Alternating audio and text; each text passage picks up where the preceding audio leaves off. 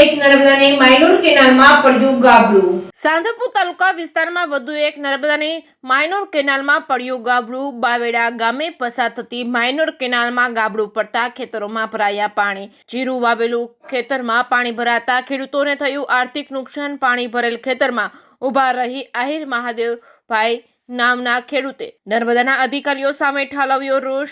નર્મદાના અધિકારીઓને વારંવાર જાણ કરવા છતાં અધિકારીઓ નથી આપતા ધ્યાન। 18,000ના ભાવનો બિયારણ લાવી જીરાનું વાવેતર કર્યું હતું, પરંતુ કેનાલના પાણીમાં તમામ પાક ગરકાવ થઈ ગયો હતો। એક નહીં પણ 4 વખત કેનાલમાં ગાબડું પડ્યું છે, પરંતુ અધિકારીઓ ધ્યાન નથી આપતા। મોંઘા ભાવનું બિયારણ લાવી અને ખેડ કરી ખાતર સાથે અનેક ખર્ચ કર્યા, પરંતુ હવે આમાં કંઈ વધે એમ નથી। Reporting by Manu Thakkar, Radhanpur.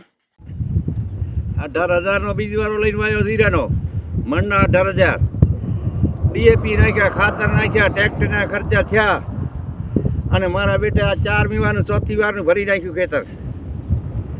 હવે તો આત્મહત્યા કરવાની જરૂર છે, બીજું તો કાંઈ છે નહીં આમાં। હા, બીજું તો કાંઈ હવે કોઈ આરો નથી। જેને કહીએ એને કે અમારી જવાબદારી નથી, જેને કહેવા દો એને કે અમારી જવાબદારી નથી। અરજી ઉડા ધન પર 2 ઠકાણે દઈ આવ્યો, પર તો કોઈ સંભાળ લેતું નથી। અરજી ઉડી ત્યું ઓફિસે ગયા તો કોઈ કાન દેતું નથી। હવે તો શું કરીએ? હવે તો આત્મહત્યા કરી થાય, કાં તો સરકાર આવીને સતબુદ્ધિ આપે ને કાંઈ મહેનત કરે તો ભલે, નકા કોઈ આરો અમારો નથી।